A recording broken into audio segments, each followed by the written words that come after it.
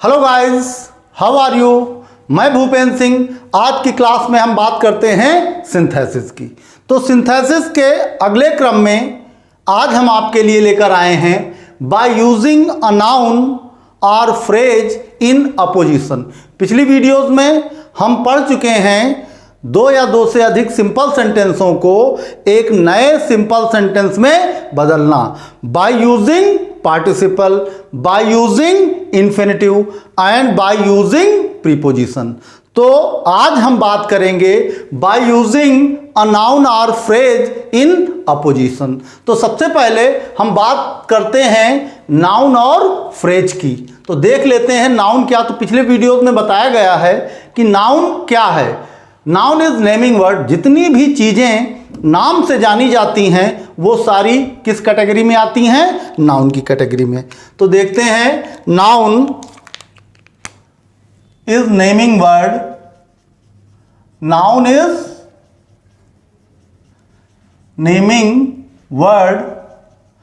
तो हम ये कह सकते हैं कि जितनी भी चीजें नाम से जानी जाती हैं वो सारी चीजें नाउन की श्रेणी में आती हैं। अब बात करते हैं फ्रेज की। तो फ्रेज क्या है? तो phrase group of words without verb. A group of words एक ऐसा ग्रुप वर्ड्स का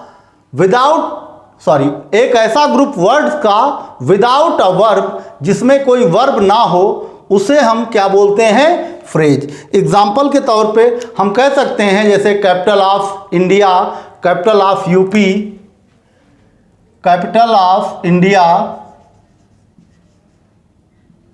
कैपिटल ऑफ इंडिया। तो ये हमारी क्या कहलाएगी? फ्रेज। कैपिटल ऑफ इंडिया, इसमें वर्ब नहीं है। कैपिटल ऑफ इंडिया ये जो दिया गया है, अ ग्रुप ऑफ वर्ड्स, इसमें वर्ड्स का एक समूह है बट इसमें वर्ब का अभाव है। तो फ्रेज किसको बोलते हैं? अ ग्रुप ऑफ वर्ड्स, शब्दों का एक समूह जिसमें वर्ब ना पाई जाए या वर्ब के बगैर, उसे हम बोलते हैं फ्रेज। जैसे एग्जाम्पल के लिए दिया गया है कैपिटल ऑफ इंडिया। ये क्या है? ये एग्जाम्पल है किसका? फ्रेज का। अब बात करते हैं इन अपोजिशन। अपोजिशन का अर्थ होता है, हिंदी में इसका अर्थ लगाया जाता है बगल में, समकक्ष, बगल में कह लो या समकक्ष, या हम इसको कहते हैं समान अधिकार रखने वाला।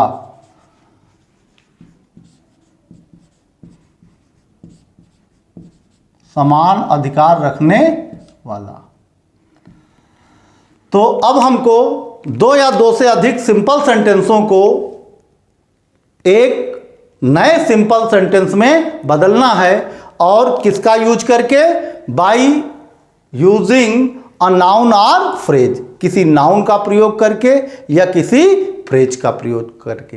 तो सबसे पहले एक इंपॉर्टेंट चीज है जिसे हम देख लेते हैं, उससे सेंटेंस को मिलाकर, दो या दो से अधिक सिंपल सेंटेंसों को मिलाकर एक सिंपल सेंटेंस बनाने में मदद मिलेगी। दिया गया है किसी दिए गए सेंटेंस में सब्जेक्ट या ऑब्जेक्ट से संबंधित बात उसी सेंटेंस में या दूसरे वाक्य में या दूसरे सेंटेंस में अगर कही जाए, अर्थात जैसे ये एक सेंटेंस दिया गया है, इस सेंटेंस में किसी सब्जेक्ट के बारे में या किसी ऑब्जेक्ट के बारे में यदि कोई बात कही जाती है, तो चाहे वो बात इसी सेंटेंस में हो और चाहे वो बात दूसरे सेंटेंस में हो, अगर वो बात किसी सब्जेक्ट या ऑब्जेक्ट के बारे में कही गई है तो चाहे वो इसी सेंटेंस में हो, चाहे सेंटेंस और ऑब्जेक्ट सब्जेक्ट और ऑब्जेक्ट के बारे में कही जाने वाली बात दूसरे सेंटेंस में ही क्यों ना हो, तो हम सब्जेक्ट और ऑब्जेक्ट के बारे में कही गई जो बात है उससे सब्जेक्ट, अगर वो सब्जेक्ट के बारे में बात कही गई है तो हम उसे सब्जेक्ट के साथ लिखते हैं, और अगर ऑब्जेक्ट के बारे में कोई बात कही गई है तो हम उसे ऑब्जेक्ट के साथ लिखते हैं। तो वो बात हम फ्रेज या नाउन में यूज करते हैं, या फ्रेज के साथ लिखते हैं या नाउन के साथ लिखते हैं। तो अगर सब्जेक्ट के बारे में कोई बात कही गई है, कर्ता के बारे में, तो हम उसको चाहे यहाँ कही गई हो चाहे दूसरे सेंटेंस में कही गई हो, अगर वो इसके बराबर अपोजिशन में है या इसके बराबर अधिकार रखती है, या आप ये कह लो जो इसी के बराबर मायने रखती है, अगर वो बात कही गई है कर्ता के बारे में, तो चाहे वो इस सेंटेंस में हो चाहे इस सेंटेंस में हो, उसको उठाकर कर्ता के साथ ही रख दिया जाता है। मान लो सब्जेक्ट के बारे में ना कह करके कोई बात ऑब्जेक्ट के बारे में कही गई हो, तो चाहे वो इस सेंटेंस में बात हो चाहे दूसरे सेंटेंस में बात हो, उसे उठाकर ऑब्जेक्ट के साथ ऑब्जेक्ट के बगल ही लिखा जाता है। यही चीज कही गई है इन शब्दों के माध्यम से। एक बार फिर से हम रिपीट करते हैं, किसी दिए गए सेंटेंस में सब्जेक्ट या ऑब्जेक्ट से संबंधित बात उसी वाक्य में, उसी वाक्य मतलब जो पहला सेंटेंस है चाहे उस सेंटेंस में कही गई हो, तो उसे वहां से हटाकर, चाहे उसी सेंटेंस में कही गई हो या दूसरे सेंटेंस में भी क्यों ना कही गई हो, उसे वहां से हटाकर सब्जेक्ट या ऑब्जेक्ट के बगल में लिखते हैं। अर्थात अगर सब्जेक्ट के बारे में बात कही गई है तो हम सब्जेक्ट के साथ लिखेंगे, ऑब्जेक्ट के बारे में कोई बात कही गई है तो हम उसे ऑब्जेक्ट के साथ लिखेंगे। तो नाउन या फ्रेज के रूप में चीज़ों को हमको लिखना है, या नाउन और फ्रेजों का यूज करके हमको दो और दो से अधिक सिंपल सेंटेंसों को एक नए सिंपल सेंटेंस में कन्वर्ट करना। तो यहाँ देखते हैं कि एग्जाम्पल दिया गया है, सेंटेंस है mister Verma is my teacher. Mister Verma वो मेरे टीचर हैं। He is now the principal, और इस वक्त करंट टाइम में he is the principal at GIC Barabanki में। मिस्टर वर्मा जो कि मेरे टीचर भी हैं, और इस समय वो मौजूदा समय में करंट टाइम में वो GIC बाराबंकी में प्रिंसिपल के पद पर आसीन। अब इन दो सेंटेंसों को मिलाकर हमको एक सिंपल दोनों सिंपल सेंटेंस हैं, इन दोनों सिंपल सेंटेंसों को मिलाकर हमको एक नया सिंपल सेंटेंस बनाना है। तो मिस्टर वर्मा, सबसे पहले हम क्या लिखेंगे, मिस्टर वर्मा, मिस्टर वर्मा, अब कामा लगाएंगे। अब मिस्टर वर्मा के बराबर अधिकार रखने वाला कोई और है अगर पूरे सेंटेंस में, या सब्जेक्ट के बारे में कोई अगर बात बताई गई है तो उसको भी हम इसके बगल ही रखेंगे। तो मिस्टर वर्मा के बारे में इन दोनों सेंटेंसों में मिला के दो बातें कही गई हैं। एक बात तो कही गई है कि वो मेरे टीचर हैं, एक बात तो कही गई कि वो मेरे टीचर हैं, दूसरी बात कही गई कि वो प्रिंसिपल हैं। तो ये दोनों बातें कही गई हैं किसके लिए, सब्जेक्ट के लिए, कर्ता के लिए, अर्थात मिस्टर वर्मा के लिए। अब मिस्टर वर्मा इनके बराबर अधिकार टीचर भी रखते हैं, और principal at GIC Barabanki now, ये पूरी बात माने रखती है, बराबर का वैल्यू रखती है बराबर की, किसके, मिस्टर वर्मा के। लेकिन जब इसको हम एक सिंपल सेंटेंस में कन्वर्ट करेंगे तो मिस्टर वर्मा के बराबर अधिकार रखने वाली या समानाधिकरण जो दूसरी बात है वो क्या है, माई टीचर। मिस्टर वर्मा जो हैं वो मेरे टीचर भी हैं, मिस्टर वर्मा माई टीचर। अब सब्जेक्ट के बगल हमने यहाँ माई टीचर को रखा है, ये किसमें है, नाउन। ये क्या है, नाउन। यहाँ पे हमने फ्रेज यूज नहीं करना है, हम यूज करेंगे नाउन।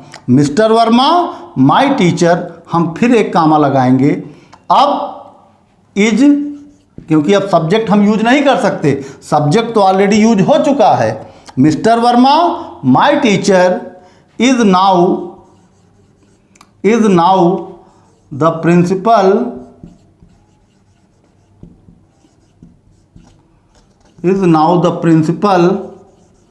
Eight GIC Barabanki. तो ये दो सिंपल सेंटेंसों को मिलाकर हमने एक सिंपल सेंटेंस बना दिया। अब अगर आप चाहते हैं कि प्रिंसिपल को दिखाते, मिस्टर वर्मा के साथ प्रिंसिपल वाली बात जोड़ देते, तो ऐसे तो बन सकता था कि mister Verma the principal at GIC Barabanki is my teacher. लेकिन उस कंडीशन में एक बात छूट रही थी और वो बात है हमारी नाउ, क्योंकि मिस्टर वर्मा हमेशा से नहीं प्रिंसिपल रहे हैं, इस करंट टाइम में प्रिंसिपल हैं। तो अगर उस तरह हम बनाते mister Verma comma the principal at GIC Barabanki is my teacher, उस तरह अगर हम बनाते तो ये जो नाउ वाला भाग है ये छूट जाता। तब उस कंडीशन में ये बयां होता कि वो मिस्टर वर्मा जो थे वो हमेशा से प्रिंसिपल ही थे। तो एक ये एग्जाम्पल है जिनमें हम नाउन का प्रयोग करके दो या दो से अधिक सिंपल सेंटेंसों को एक सिंपल सेंटेंस में कन्वर्ट किया।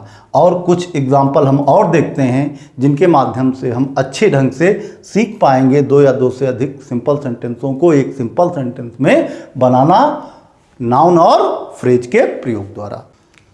तो आइए, इन कुछ एग्जाम्पल्स बोर्ड पे दिए गए हैं और इन एग्जाम्पल्स के थ्रू ही हम नाउन और फ्रेज का प्रयोग देखेंगे कि कैसे हम नाउन या फ्रेज का यूज करके दो या दो से अधिक सिंपल सेंटेंसों को एक नए सिंपल सेंटेंस में कन्वर्ट करते हैं। तो सबसे पहला सेंटेंस देखते हैं। सेंटेंस हमारा दिया हुआ है, Delhi is an old city. Delhi जो है एक प्राचीन शहर है। It is the capital of India.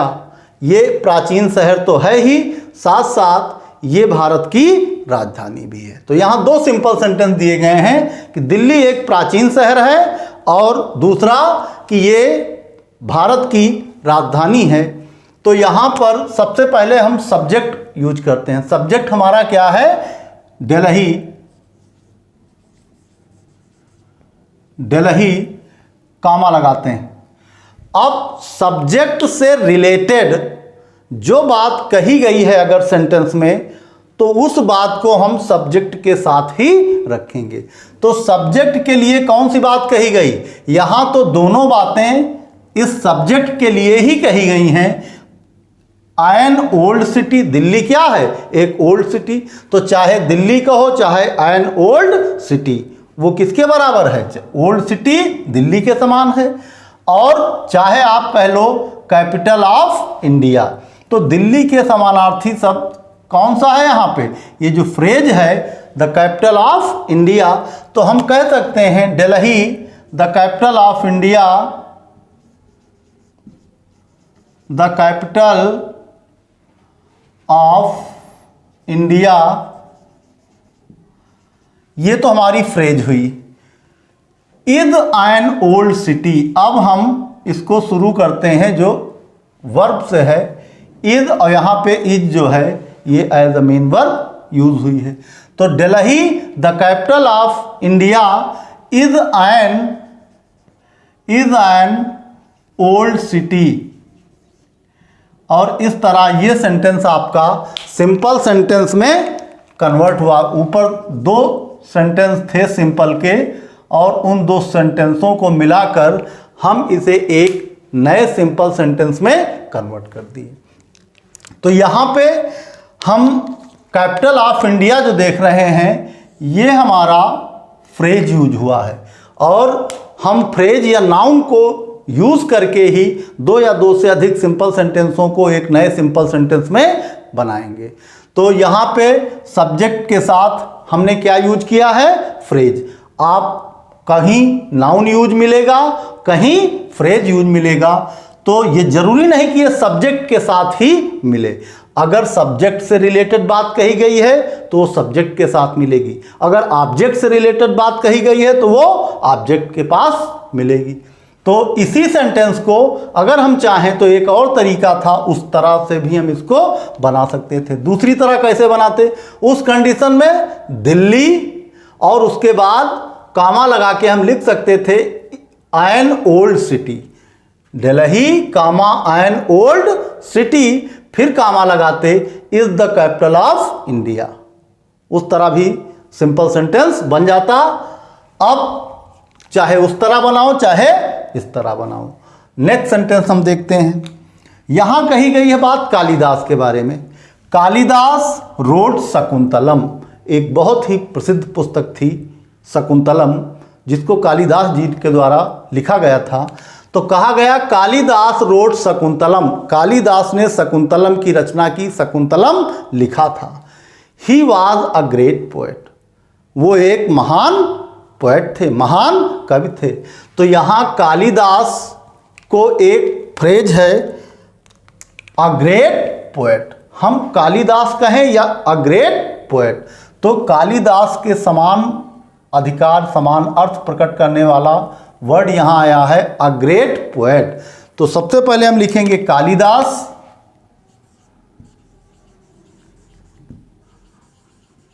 Kalidas कामा, अब कालिदास जो सब्जेक्ट है इसके बारे में इनसे रिलेटेड और एक बात कही गई है दूसरे सेंटेंस में कि उनकी एक और खासियत थी, क्या कि अ ग्रेट पोएट।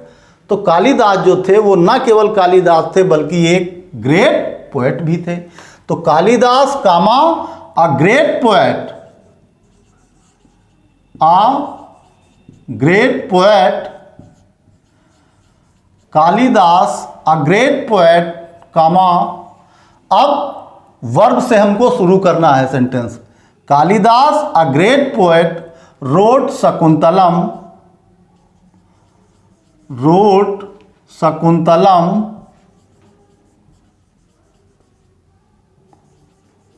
शकुंतलम, कालिदास ने, जो कि एक ग्रेट पोएट भी थे, उन्होंने शकुंतलम का या शकुंतलम की रचना की। यहाँ पे जो अ ग्रेट पोएट हमने यूज किया है वो भी क्या है, फ्रेज। तो फ्रेज का यूज करके हमने दो या दो से अधिक सिंपल सेंटेंसों को एक में कन्वर्ट किया। अब नेक्स्ट सेंटेंस देखते हैं। यहाँ लिखा हुआ Sunil is a teacher, he lives in Delhi. Sunil जो है वो एक टीचर भी है और वो कहाँ रहता है, दिल्ली में रहता। तो सबसे पहले सुनील, सुनील कामा, और सुनील का अर्थ प्रकट करने वाला और कौन सा वर्ड है जो सुनील को, अगर सुनील ना कहा जाए तो कौन सा वर्ड है जो उसकी पहचान को यहाँ इस सेंटेंस में व्यक्त कर रहा। तो सुनील एक टीचर, अ टीचर जो है, ये अ टीचर किसके लिए यूज हुआ है, सुनील के लिए। तो सुनील को हम सुनील अगर ना कहें तो अ टीचर भी कह सकते हैं। तो Sunil comma a teacher, Sunil a teacher, और यहाँ पे हमने नाउन यूज किया है। नाउन का यूज करके दो या दो से अधिक सिंपल सेंटेंसों को एक सिंपल नए सिंपल सेंटेंस में कन्वर्ट कर रहे हैं। तो Sunil a teacher comma lives in Delhi, lives in Delhi. तो यहाँ पे नाउन का यूज करके हमने दो या दो से अधिक सिंपल सेंटेंसों को एक में कन्वर्ट किया। तो ग्रीन से अंडरलाइन नाउन के लिए किया गया है। Next, I have never been to Bombay, मैं बॉम्बे कहीं नहीं रहा या कभी नहीं रहा, अर्थात मैंने बॉम्बे कभी नहीं देखा। और it is the biggest sea port of India, और ये भारत का सबसे बड़ा सी पोर्ट है, बंदरगाह है। बॉम्बे जो है वो भारत का सबसे बड़ा सी पोर्ट है, उस बॉम्बे को मैंने कभी नहीं देखा। तो इसको अब यहाँ पे सब्जेक्ट के बारे में तो और कोई बात नहीं कही गई है, क्योंकि यहाँ सब्जेक्ट कौन है, आई। हाँ, ऑब्जेक्ट यहाँ क्या है, बॉम्बे। तो बॉम्बे के बारे में और बात कही गई है। तो जो बॉम्बे के बारे में हमने पहले ही बताया, अगर सब्जेक्ट के बारे में कोई बात कही जाएगी तो सब्जेक्ट के पास लिखेंगे। अगर कोई बात ऑब्जेक्ट के बारे में कही जाती है उस सेंटेंस में या दूसरे सेंटेंस में, तो उसको किसके पास लिखते हैं, ऑब्जेक्ट के पास ही हम लिखते हैं, ऑब्जेक्ट के बगल। तो यहां बात जो की गई है वो किसकी बात की गई दूसरे सेंटेंस में, बॉम्बे अर्थात ऑब्जेक्ट के बारे में। तो हम इसको सिंपल सेंटेंस में बनाने के लिए सबसे पहले I have never been, I have never been to Bombay, I have never been to Bombay, comma. अब बात की गई है ऑब्जेक्ट के बारे में दूसरे सेंटेंस में, तो उस सेंटेंस के उस पार्ट को भी हम, जो ऑब्जेक्ट के लिए कहा गया है, उसको भी हम किसके साथ रखेंगे, ऑब्जेक्ट के साथ। तो इसके बारे में कौन सी बात बताई गई है, the biggest sea port of India, क्योंकि यहां फिर हम सब्जेक्ट नहीं लेते और हेल्पिंग वर्ब नहीं लेते, तो इसको हमको चूंकि क्या बनाना है, फ्रेज। तो the biggest sea port of India, the biggest, the biggest, the biggest sea port, the biggest sea port of India. तो यहां पे the biggest sea port of India, देखिए यहां पर, यहां से लेकर यहां तक a group of words without verb, यहां से यहां तक का जो पार्ट है वो एक ग्रुप है किसका, वर्ड्स का, लेकिन इसमें कहीं वर्ब यूज नहीं हुई है। तो हम ये कह सकते हैं कि ये पार्ट क्या है, फ्रेज। तो यहां पर इस सेंटेंस में फ्रेज का यूज करके दो या दो से अधिक सिंपल सेंटेंस को एक सिंपल सेंटेंस में कन्वर्ट, मतलब दो सेंटेंसों को जो सिंपल में थे दिए गए उनको एक में नए सिंपल सेंटेंस में बदल दिया गया, किसका यूज करके, फ्रेज का यूज करके। क्योंकि रेड अंडरलाइन है और रेड अंडरलाइन क्या शो करती है, यहाँ हमने फ्रेज यूज की है, और जो ग्रीन अंडरलाइन है वो शो करती है कि यहाँ हमने नाउन यूज किया। अगला सेंटेंस देखते हैं, बाबर डिफीटेड लोदी, बाबर ने लोदी को परास्त किया। दूसरा सेंटेंस, बाबर वाज अ तुर्क, बाबर के बारे में एक बात और कही गई कि बाबर किस रिलीजियन से बिलोंग करता था, बाबर वाज अ तुर्क, वो एक तुर्क था। फिर लोदी के बारे में कुछ कहा गया कि Lodi was the emperor of India, Lodi Bharat का सम्राट था। तो यहाँ पे सब्जेक्ट के लिए भी कुछ बताया गया है और ऑब्जेक्ट के लिए भी बात बताई गई। तो अब हम क्या करेंगे, जो सब्जेक्ट के लिए बात कही गई है उसको सब्जेक्ट के साथ रखेंगे, सब्जेक्ट के बगल, और जो बात ऑब्जेक्ट के लिए कही गई है वो बात हम ऑब्जेक्ट के साथ रख देंगे। तो इसका जब हम सिंपल सेंटेंस बनाएंगे तो सबसे पहले बात की गई है किसकी, बाबर की। तो हम क्या लिखेंगे, बाबर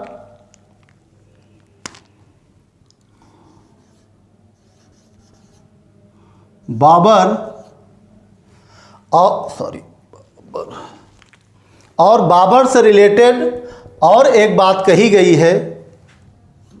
अगर बाबर से रिलेटेड कहीं कोई बात कही गई हो तो उसको यहीं पर हम एडजस्ट कर देते हैं, उसको यहीं प्लेस कर देते हैं। देखते हैं सेंटेंस में बाबर के बारे में कोई और बात कही गई है, एक बात बाबर के बारे में यहां बताई गई, चाहे आप बाबर कह लो चाहे आप इस सेंटेंस में अतुर्क भी कहोगे तो वो किसको बिलोंग करता है, बाबर को।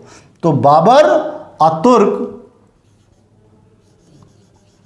बाबर अतुर्क। अब वर्ब क्या है, डिफीटेड लोदी, डिफीटेड